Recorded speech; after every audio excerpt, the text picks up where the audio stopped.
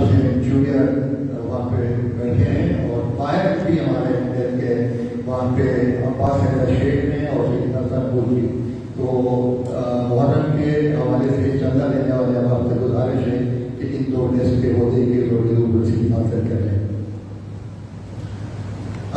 جہاں دعائیں سبھی مستجاب ہوتی ہیں، میں لفظ کہتے جو ہے قبلہ ہو جائے دیکھا تھا ہم نے، جہاں دعائیں سبھی مستجاب ہوتی ہیں، جہاں دعائیں سبھی مستجاب ہوتی ہیں، جہاں سے ملتا ہے سب کچھ خدا حسین ہے.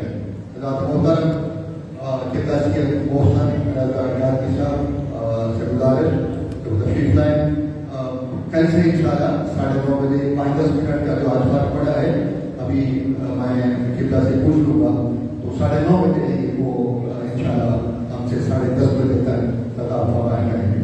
اور اب آواز سنتے سے کہ پابندی وقت کے ساتھ آپ تشریف لائیں گے. پر محمد والے محمد بلند السلام قبلہ سید محسن ڈاکٹر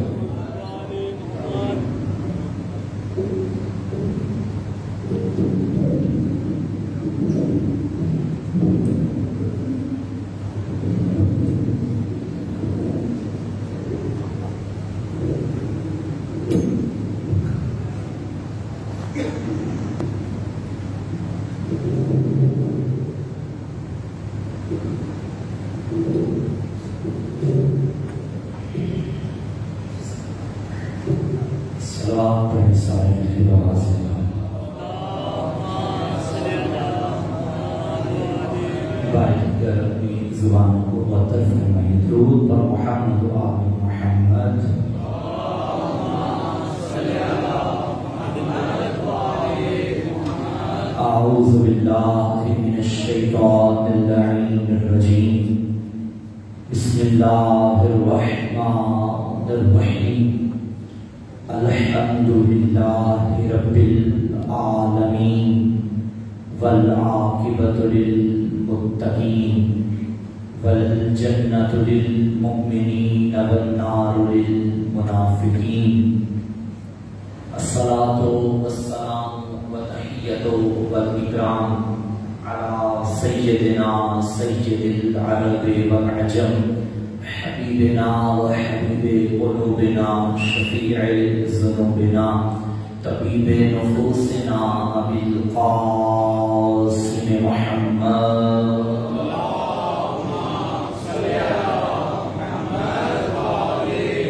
وآله الطيبين الطاهرين المعصومين المظلومين المنتخبين المنتجبين ولعنة الله على أعدائهم أجمعين ومنكر ولايتهم ومناقبهم ومصائبهم وعزائهم أجمعين. أما بعد فقد قال رسول الله صلى الله عليه وآله وسلم: بسم الله الرحمن الرحيم. كل عين باقية في يوم القيامة إلا عين بكت على مصائب الحسين صلوات.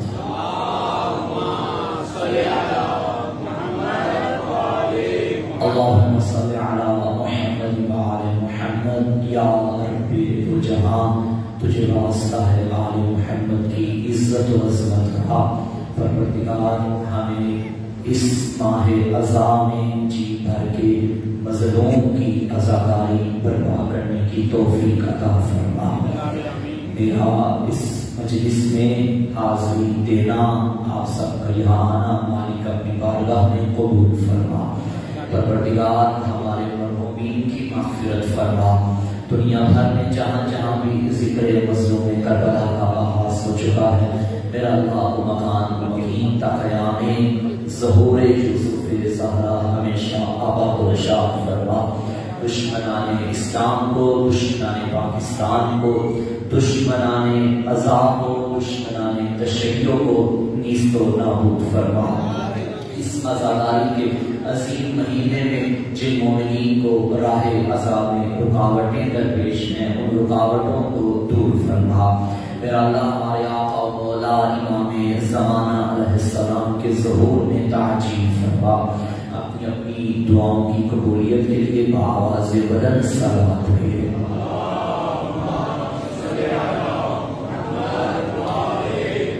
نعرہ تکبیر، ماشاءاللہ مل کے جواب دیجیے۔ نعرہ تکبیر، نعرہ رسالت، نعرہ رسالت، نعرہ حیدری، نعرہ حیدری، حسینیت، یزیدیت، دشمنان اہل بیت پہ لعنت، برائے عظمت شہدائے کربلا بلندتر صلوات۔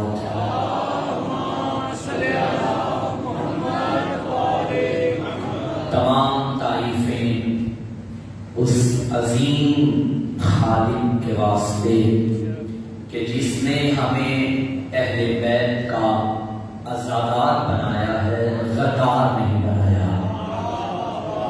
خدا کا جتنا بھی شکر ادا کریں کم ہے اس ایک نعمت پر کہ اس نے ہماری آنکھوں کو اس قابل سمجھا کہ جہاں سے اشک عزا جاری ہو سکے۔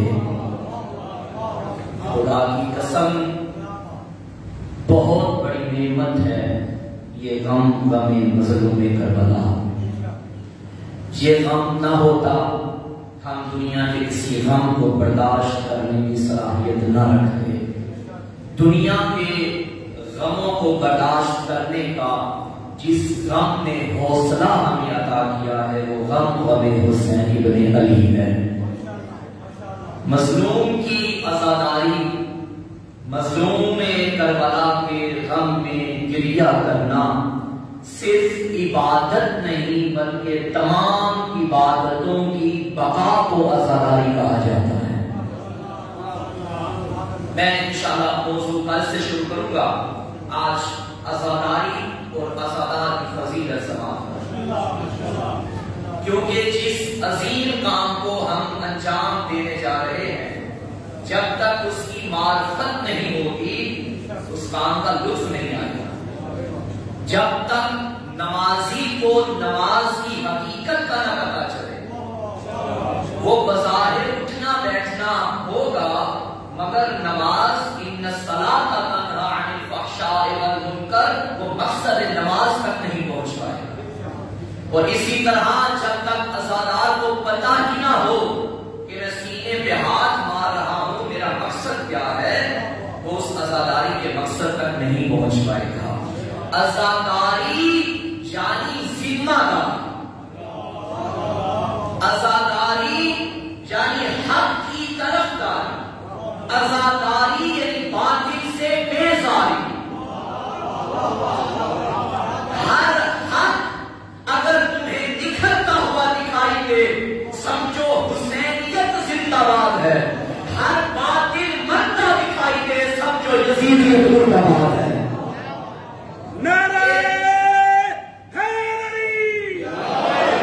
ایک نعرہ ہے حسین زندہ باد، یزید مردہ باد، اور ایک نعرہ جو ہم عموماً اپنی مجالس میں لگاتے ہیں حسینیت زندہ باد، یزیدیت مردہ باد۔ ان دونوں نعروں میں فرق کیا ہے؟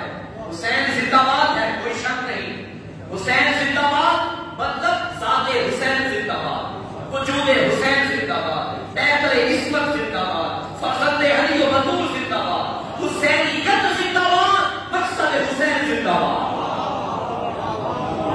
یزید مردہ باد، نجس وجود مردہ باد، یزید مردہ باد، ابن امیر شام مردہ باد، یزیدیت مردہ باد، مقصد یزید مردہ باد، حسینیت زندہ باد۔ اب دیکھتے جائیے حسین کا مقصد کیا ہے، یزید کا مقصد کیا ہے۔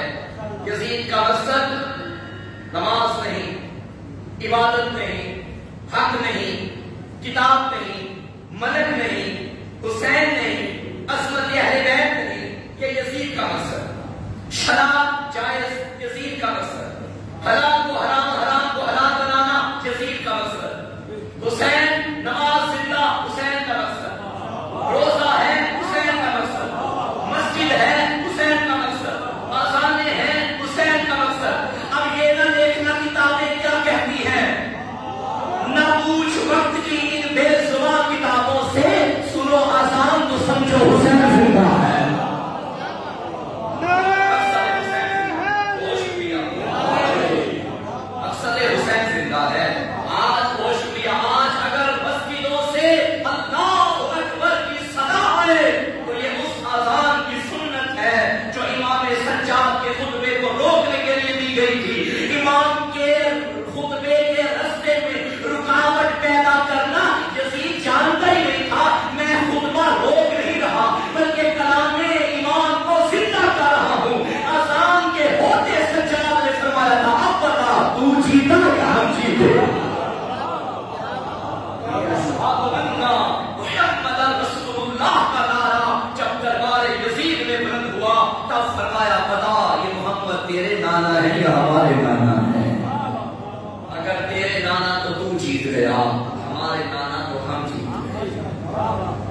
قطعاً جیت ہار کا تعلق یہ نہیں ہوتا کہ جو جس نے مارا وہ جیتا اور جو مر گیا وہ ہار گیا. جیت ہار کا تعلق مرنے مارنے سے نہیں، جیت ہار کا تعلق بقا سے ہے، مقصد سے ہے. مقصد زندہ تو مقتول بھی زندہ، مقصد مردہ تو قاتل بھی مردہ. 61 ہجری میدان کربلا میں دنیا یہ سمجھی تھی لاکھوں نے مار دیا، ہزاروں نے مار دیا، مر گئے، پیاسے ختم ہو گئے، کربلا میں بے غور و بے کفن لاشیں پڑے رہے. میرا سلام ہمشیرہ حسین پہ، میرا سلام شریکت الحسین پہ، جس نے کربلا سے نکلتے وقت بے غور و بے کفن لاشوں کو وہیں پہ چھوڑا تھا، مگر خطبے پڑھ کے بتایا، سجاد نے خطبے پڑھ کے بتایا، بنت علی نے بابا کے لہجے میں بول کے بتایا، یہ جو تخت پہ بیٹھا یہ مردہ ہے، جو نو کے نیزہ پہ ہے یہ زندہ ہے. یہ محرم یعنی حسینیت زندہ، اور یہ مولا باقر علیہ السلام کا فرمان. میرے 5ویں مولا نے فرمایا کربلا کو زندہ رکھو، کہیں ایسا نہ ہو کہ لوگ غدیر کی طرح کربلا بھی بھول جائیں. غدیر بھول گئے، ضرورت ہے اس امر کی کہ غدیر کو بھی زندہ رکھا جائے. آج علی کے قاتل دنیا سے پوچھو شاید کوئی نہ بتا سکے گا، نبی کی قاتل کا پتہ کرو کوئی نہیں بتائے گا، کسی کو پتہ نہیں. سیدہ کے قاتل چھپائے گئے، حسن کے قاتل چھپائے گئے، کسی جاہل سے بھی پوچھو حسین کا قاتل کون، وہ بھی کہے گا یزید. کیوں؟ اس کی وجہ یہ ہے کہ جیسی بہن حسین کو ملی، بہن نے بھائی کے قاتلوں کو بے نقاب کیا. اس عزاداری کی بانی سیدہ زینب کبریٰ صلوات اللہ علیہ وسلم. میرے نبی نے فرمایا ہر آنکھ قیامت کے دن کریا کرے گی سوائے اس آنکھ کے جو دنیا میں غم حسین کی کریا کرتی رہی ہے. ان آنسوؤں کو عام آنسو نہ سمجھنا، یہ صرف پانی نہیں. علماء فرماتے ہیں، بزرگان فرماتے ہیں، یہ زخم حسین پہ مرہم ہے جو بطول لے کے جاتی ہے. یہ امانت زہرا ہے، اس میں ریاکاری نہ کرنا. آغاز ہو چکا ہے محرم کا، کوشش کرنا اب دنیا سے کٹ جاؤ، اب دل میں کربلا کو بسا لو. اب تمہارا اٹھنا بیٹھنا صرف حسین ہونا چاہیے. سوائے مجلس میں فضائل آل محمد کی کوشش کرنا، اتنا کہتا نہ لگانا، چہرے پہ مسکراہٹ نہ ہے یہ کوشش کرنا. جب بھی پانی پینا تو حسین کی پیاس کو یاد کرنا. جب گھروں میں پاک پردہ مستورات کو دیکھنا تو اس پہ پردہ بہن کو یاد کر لینا. آج پردہ زندہ ہے تو یہ حسین کی بہن کا صدقہ ہے. عزادار حسین بڑی عظمت ہے، بڑی فضیلت ہے. بڑے بڑے فقہاء یہ حسرت کرتے چلے گئے کہ اللہ ہمارا شمار امام کے عزاداروں میں فرمائے، اللہ ہمارا شمار امام کے ذاکرین میں فرمائے. یہ ذکر ہو رہا ہے. ہر مومن اپنے گھر میں ان ایام میں ایک مجلس ضرور برپا کرے، ہر مومن برپا کرے. اس کے لیے زیادہ خرچہ کرنے کی ضرورت نہیں ہے، کوئی مجبوری نہیں، کوئی رکاوٹ نہیں برپا کرنے میں، کوئی مجبوری نہیں کہ برپا نہ کیا جائے. ہر حال میں گھر میں مجلس کرو. مولانا پیسے نہیں، خرچہ بڑا ہوتا ہے، نہ کیجیے خرچہ، نہ بلائیں کسی عالم کو، نہ بلائیں کسی ذاکر کو. اپنے چھوٹے چھوٹے بچوں کو گھر میں بٹھا، اکیلے میں بٹھا اور انہیں بتا کہ ایک بہن اور بھائی کی کہانی 28 رجب کو چلے تھے، کربلا میں مارے تھے. اس چھوٹے بچے نا، چھوٹے بچوں کی کہانی جلدی سمجھ جاتی ہے. ان کو پھر بہن بھائی کی کہانی سنانے کے ساتھ ساتھ ان دو بہن بھائیوں کی بھی کہانی سنانا، جو بہن 4 سال کی تھی، جو بھائی 6 مہینے کا تھا. بتانا اتنا پیاسا تھا کہ پیاس میں دنیا سے چلا گیا. وہ بہن بھائی کو پانی بھی نہ پلا سکی. تیرے بچوں کے دل میں کربلا بس جائے. عام عبادت نہیں، ہم بقا او ابقا او تباقا وجبت لہ الجنہ. جو ہمیں حسین نے روئے، رلائے یا رونے کی شکل بنائے، اس پہ جنت واجب ہے. یہ معمولی عبادت نہیں. اب جنت تو تجھ پہ واجب ہو گئی، کوشش کرنا اس واجب شدہ جنت کو کہیں حرام نہ کر بیٹھنا خود پہ. یہاں آنسو آیا، جنت واجب ہو گئی. اشکے ازائے حسین کے نکلنے کا تقاضا یہ ہے تیری آنکھ حرام سے بچی رہے. جہاد سینے پہ آنے کا تقاضا یہ ہے جہاد حرام سے بچا رہے. یہ قدم جو گھر سے چل کے ازائے حسین میں آئے، ان کا تقاضا یہ ہے یہ کبھی حرام کی طرف نہ اٹھے. تیرا پیکر ایسا ہو تجھے دنیا دیکھے، دنیا کو کربلا یاد آ جائے، اپنے وجود کے اندر کربلا کو پیدا. ازادار کی بڑی فضیلت. آیت اللہ آغائے بروجردی جو کہ آغائے خمینی کے بھی استاد رہے، سنیں گے ازادار کی فضیلت کیا.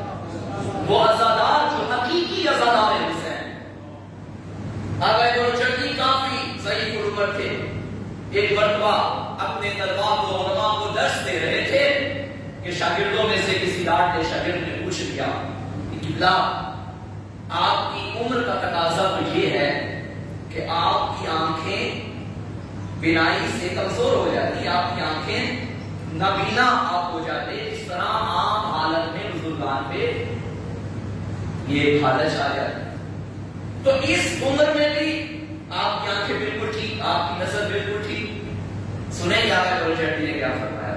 بہت بڑے عالم آغا خمینی کے بھی استاد، انہوں نے فرمایا کہ میں بچپن سے خواہش رکھتا تھا کہ میں جب تعلیم حاصل کر لوں، علم دین پڑھ لوں، اللہ مجھے اجتہاد کی منزل پہ لے جائے، میں مجتہد بن.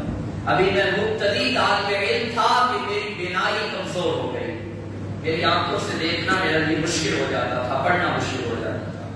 میں نے استغاثہ کیا امام زمانہ سے کہ مولا ابھی تو بڑی عمر ہے، ابھی تو بڑا عرصہ ہے، میں پڑھنا چاہتا ہوں، ابھی سے میری آنکھیں کمزور ہو گئی.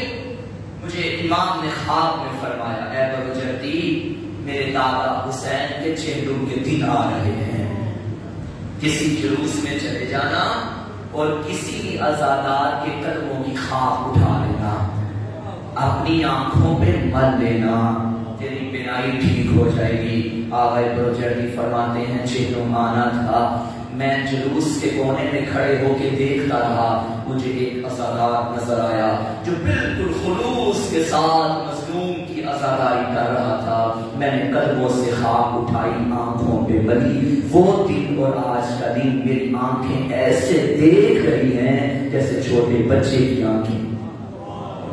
کوئی عمر کا عمر کے تقاضے مجھ کے والد نہیں آئے.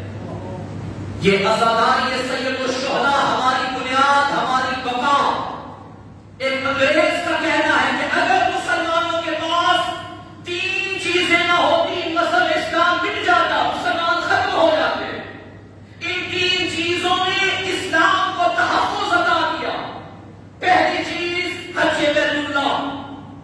ساری دنیا کے مسلمان ایک مرکز میں اکٹھے ہوتے ہیں. یہ صرف اسلام میں ایک رکن نہیں، یہ صرف ایک عبادت نہیں، بلکہ مسلمانوں کی بقا کے وجود کی ضامن بھی ہے.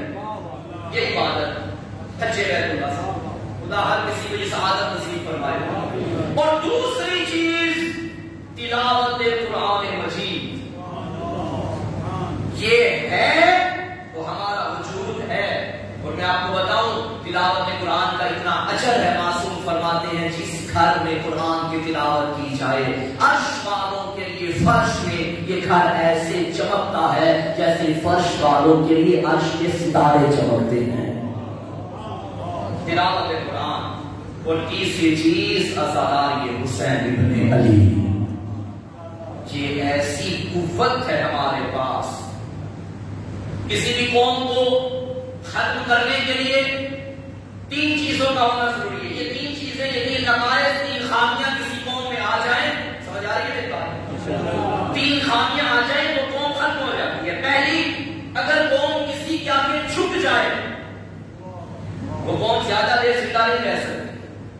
دوسری چیز، اگر قوم کسی کے آگے ٹک جائے وہ قوم زندہ نہیں رہ سکتی. تیسری خامی، اگر قوم بکھر جائے وہ قوم زندہ نہیں رہ سکتی. نہ ہم بکے ہیں، نہ ہم جھکے ہیں، نہ ہم بکھرے ہیں. قوم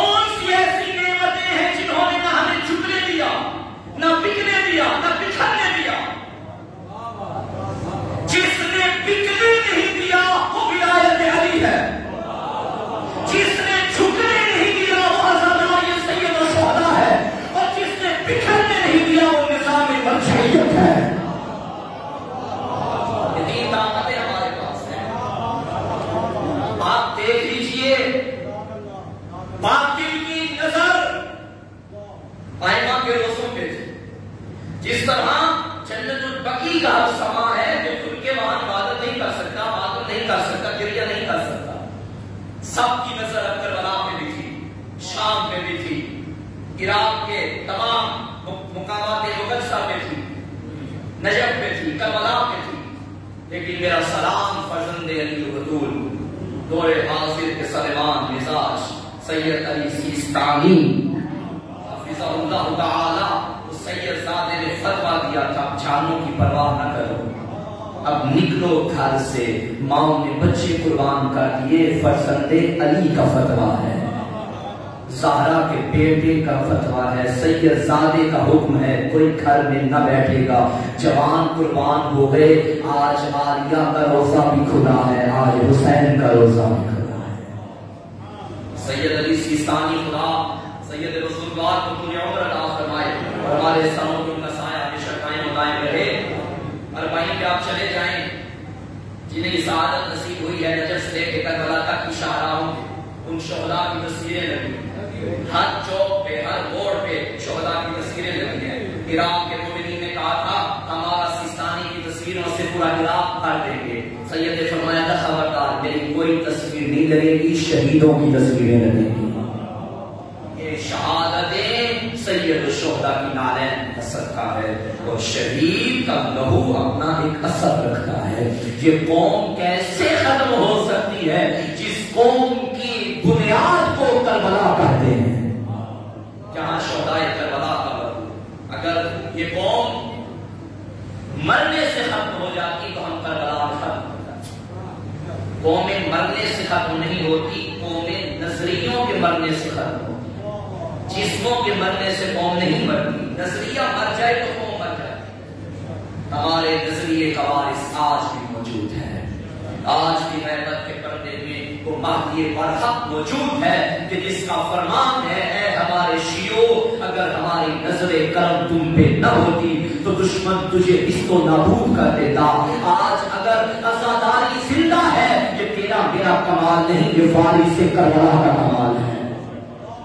تقیم خون حسین کا کمال ہے. وہ یاد رکھنا کبھی کسی ذاکر عالم خطیب بانی عضلات محقق کے ذہن میں یہ گمانے باطل نہ ہے کہ میں ہوں اور مجلس ہو رہی ہے, میں ہوں تو ماتم ہو رہا ہے. تو نہیں تھا مجلس پھر بھی تھی, تو نہیں تھا ماتم پھر بھی تھا.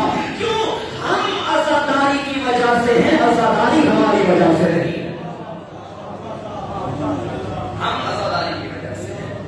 سر اٹھا کے جیتے ہیں کیونکہ ہمارا رہبر حسین ہے. اس عزاداری کو زندہ رکھیے.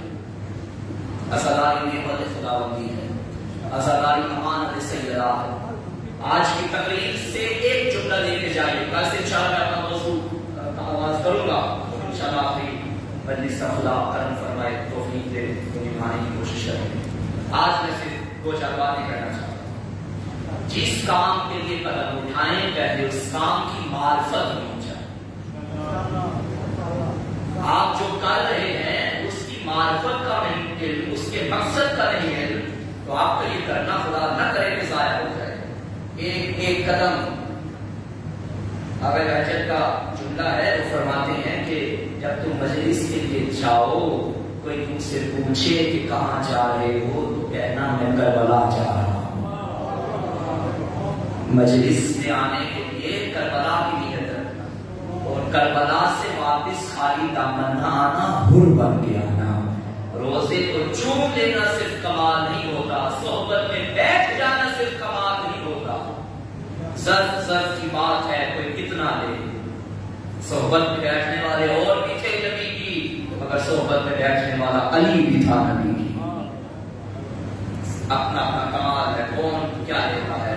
زائرین جاتے ہیں, خدا توفیق دے, مزید توفیق دے, مگر زائرین کو چاہیے کہ کربلا جائیں، ہاں بازار سے تبرعات لے کر آتے ہیں، لے کے آنے بھی چاہیے، بابرکت ہیں، کھجورے لے آئے، فلاں چیز لے آئے، فلاں چیز لے آئے، ہر سائر کوشش کرتا ہے میں کچھ نہ کچھ یہاں سے لے کے جاؤں، لے کے آنا بھی چاہیے، لیکن مقصد اسے نہ رکھیں جس کے پاس گئے ہیں وہ چراغ ہدایت تھا، اگر وہاں سے ہدایت نہیں لے کر آئے تو کچھ بھی نہیں لے کر آئے۔ اس مجلس میں آئے، یہ سفینہ نجات کی مجلس ہے، یہ چراغ ہدایت کی مجلس ہے، یہاں سے نجات کا پروانہ بھی لے کر جائیں، یہاں سے ہدایت بھی لے کر جائیں۔ ایک عبادت کا آغاز ہو رہا ہے اور انشاءاللہ 2 مہینے 8 دن اور مسلسل پورا سال، کیونکہ یہ 2 مہینے مختص ہے عزاداری کے ساتھ، ان ایام میں بھرپور خلوص کے ساتھ پہلی توجہ آپ کی ہونی چاہیے، کوشش کریں بغیر وضو کے مجلس میں نہ بیٹھیں۔ آپ خود نوٹ کریں گے کہ بغیر وضو کے مجلس میں بیٹھنے کی تاثیر کیا ہے اور باوضو بیٹھنے کی تاثیر کیا ہے۔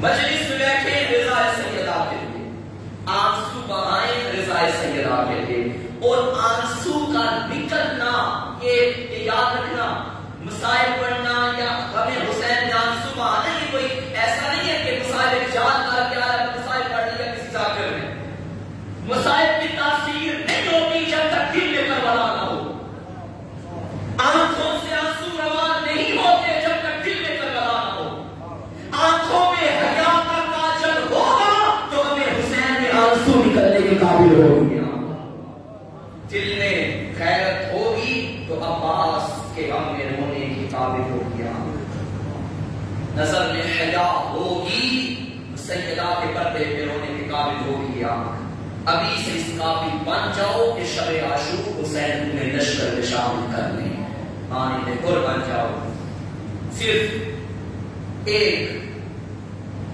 توبہ کے لیے ایک آنسو کا، یہ دل وفا کے دن ہے، یہ دل دعا کے دن ہے، یہ راتیں وفا کی راتیں ہیں، دعا کی راتیں ہیں، توبہ کی قبولیت کی راتیں ہیں۔ کربلا میں آئے ہو خود کو ایسے بنا کے جانا جیسے کربلا والے چاہتے ہیں، صلوات پڑھے محمد والے۔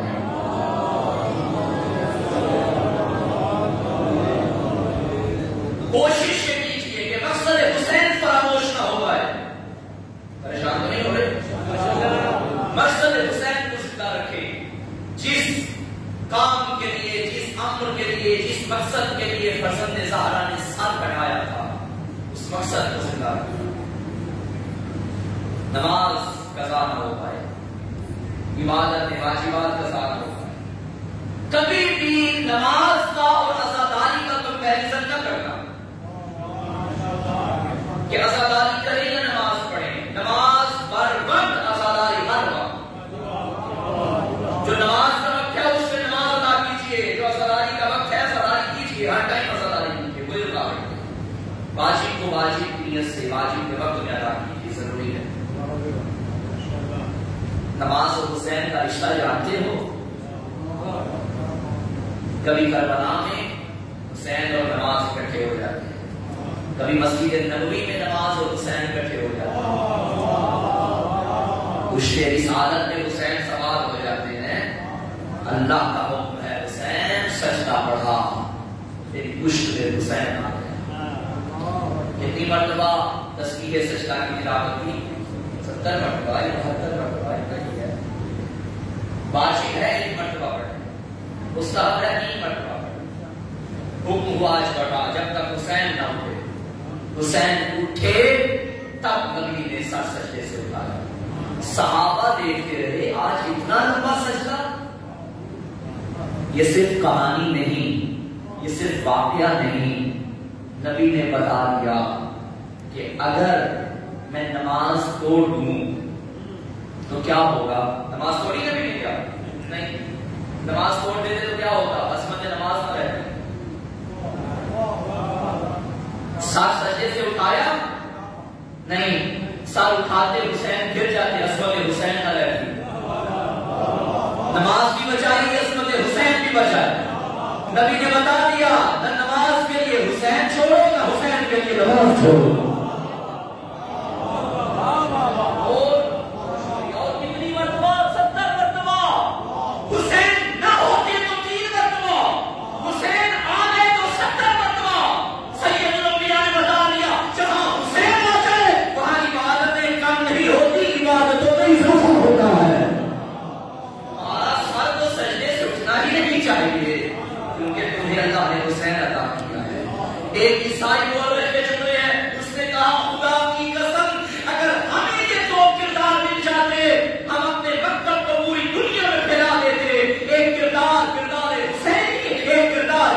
زینبی.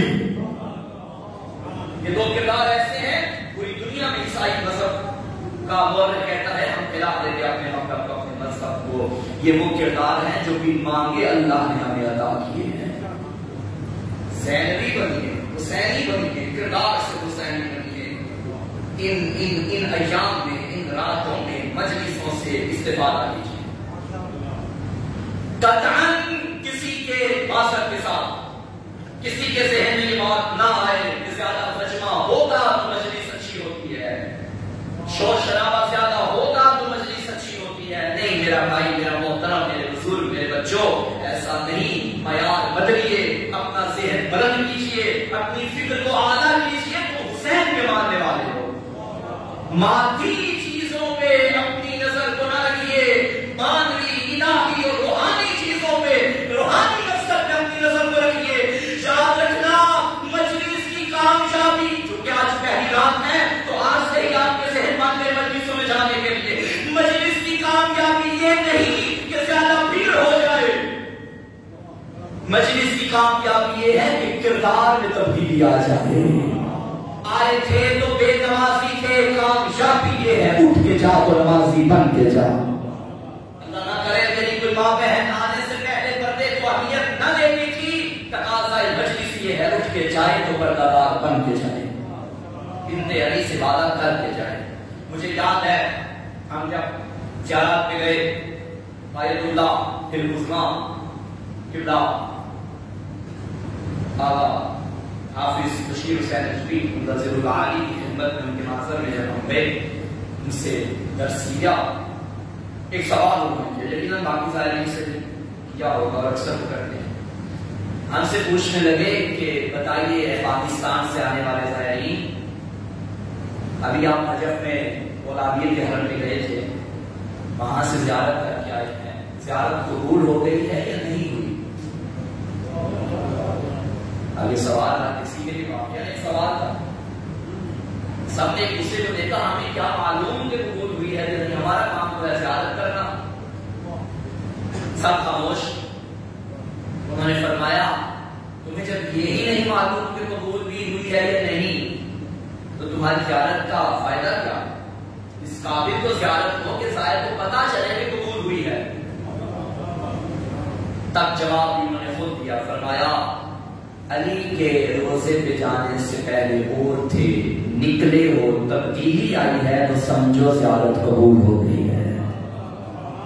اگر علی کے در پہ جانے سے پہلے بھی ویسے تھے, علی کے در پہ آنے کے بعد پھر بھی ویسے ہیں, نہ مزاج میں تبدیلی, نہ گفتار میں تبدیلی, نہ کردار میں تبدیلی, نہ رفتار میں تبدیلی, تو زیارت کا کوئی فائدہ نہیں. یہی میں جملہ عرض کروں گا, اگر مجلس حسین کے آنے سے پہلے اور تھے اور اب کردار میں تبدیلی آ گئی, 2 مہینے کے بعد, 10 دنوں کے بعد, جب بھی اپنے کاروبار میں لے جائیں, اسکول جائیں, کالج میں جائیں, آپ کے دوست احباب آپ کو دیکھ کے یہ خود فیل کریں کہ یہ کسی مدرسے سے پڑھ کے آ رہا ہے.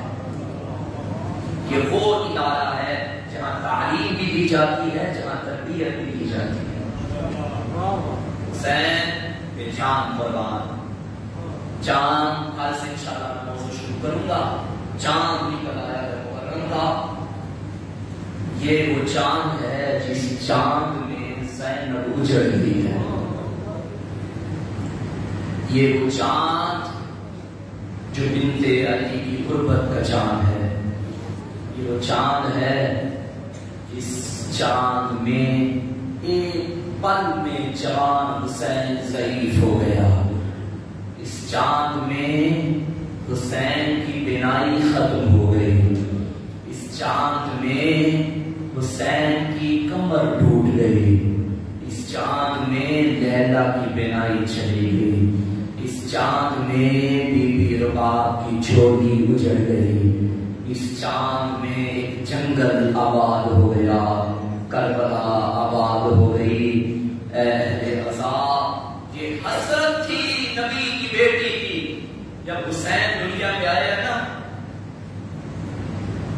نبی نے ہاتھوں میں اٹھایا, آنکھوں سے آنسو جاری ہو گئے. جانتے ہیں آپ پہلی مجلس کب برپا کی گئی؟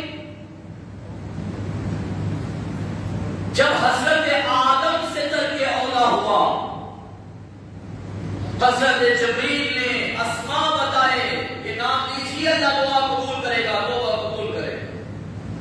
ان میں نام تھا اے آدم، اللہ کے نبی کہتی تھی یا محمود بحق محمد، یا آلا بحق علی، یا فاطر بحق فاطمہ، یا محسن بحق الحسن، یا قریب الاحسان بحق الحسین علیہ السلام.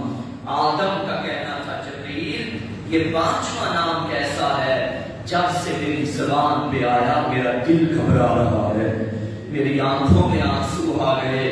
تب حضرت جبریل نے کہا اے اللہ کے نبی، اللہ کا پیغام ہے کہ تیری نسل میں تیرا ایک بیٹا ہوگا جسے بے جرم و بے خطا مارا جائے گا.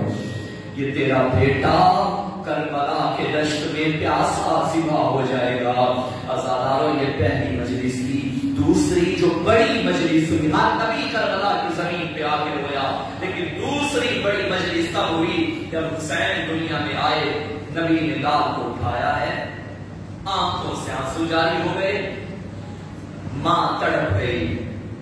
بابا یہ تو خوشی کا وقت ہے، بیٹے کی ولادت ہوئی ہے اور آپ گریہ فرما رہے ہیں. نبی نے فرمایا فاطمہ بے شک خوشی کا وقت ہے، لیکن ابھی ابھی جبریل آیا تھا، مجھے کہہ کے گیا ہے یا رسول اللہ، اللہ کہہ رہا ہے تیرا یہ بیٹا کربلا میں پیاسا مارا جائے گا. میری مائیں بہنیں پردے میں بیٹھی ہیں، ماؤں کو پتا چلے نا بیٹے کی موت کی خبر سنے مرنے سے پہلے مر جاتی ہیں. طرف کے کہتی بابا حسین کو مارے گا کون؟ فرمایا فاطمہ میری امت مارے گی. بابا کیا میرے حسین کو بچانے والا کوئی نہیں ہوگا؟ تب نبی نے فرمایا نہیں زہرا میرے حسین کو بچانے والا کوئی نہیں ہوگا. طرف کے کہتی ہے جب بچانے والا کوئی نہ ہوگا کیا میرے لال کو رونے والا بھی کوئی نہ ہوگا؟ اس وقت خوشیوں تمہیں نبی نے یاد کیا، فرمایا میری بیٹی زہرا اللہ ایک قوم پیدا کرے گا، اس قوم کے بچے تیرے بچوں کو روئیں گے، اس قوم کے جوان تیرے جوانوں کو روئیں گے، اس کی بیویاں تیری بیویاں بیویوں کو روئیں گی. اس وقت صبح کے سیدہ نے کیا فرمایا؟ بابا میں آپ کی سچی بیٹی وعدہ کرتی ہوں قیامت کے دن اس وقت تک جنت میں قدم نہیں رکھوں گی جب تک اپنے حسین کے عزاداروں کو نہ اجرکم اللہ. یہ چاند وہ نکلا ہے جس میں بہن بھائیوں کا گھر اجڑ گیا. ایک وعدہ کیا تھا بہن بھائی نے نانا سے، نانا تیرا دین بچائیں گے. حسین نے کہا تھا نانا اگر نہ بچا میں اپنا اکبر قربان کروں گا، نانا میں اپنا بیزبا اصغر قربان کر دوں گا، نانا پھر بھی نہ بچا میں وفا کے بازو کٹوا دوں گا، نانا پھر بھی نہ بچا میں خود قربان ہو جاؤں گا. پہلو میں بیٹھی تھی شریکۃ الحسین اور کہنے لگی نانا اگر پھر بھی نہ بچا میں اپنی جان اجرکم اللہ. سیدہ تمہارا پرسہ قبول کرے. بس عزادارو ایک واقعہ سن لو. 4 سال کی تھی بنت زہرا، ایک مرتبہ نیند سے بیدار ہوئی اور تڑپ کے کہنے لگی اماں میں نے ایک خواب دیکھا ہے، اماں یہ خواب میرے دل کو بڑا لگ رہا ہے. فرمایا زینب جب نانا فجر کی نماز کے بعد گھر میں آئیں گے یہ خواب اپنے نانا کو سنانا. وہ پردادارو اللہ تمہارے پردوں کو سلامت رکھے، وہ میری غیرت مند قوم اللہ تمہیں سلامت رکھے. صبح فجر کے بعد نبی حسب معمول بنت محمد اپنی بیٹی کے گھر پہ آئے، انما کی آیت پڑھی، دق الباب کیا. پہلے فتول دروازہ کھولتی تھی، آج نواسی نے دروازہ کھولا. یہ منظر جب نبی نے دیکھا تڑپ کے فرمانے لگے زینب خیر تو ہے، ہمارے گھروں میں بیٹیاں دروازوں میں نہیں آتی. رو کے کہنے لگی نانا مجھے ایک خواب آیا، نانا میں تیرا انتظار کر رہی تھی. زمین پہ بیٹھ گئے میرے نبی، اپنی دکھایا. بتا میری زینب کیا خواب دیکھا. سنو گے غیرت مندوں کہنے لگی نانا میں نے خواب میں دیکھا جنگلوں میں میں اکیلی رہ گئی ہوں.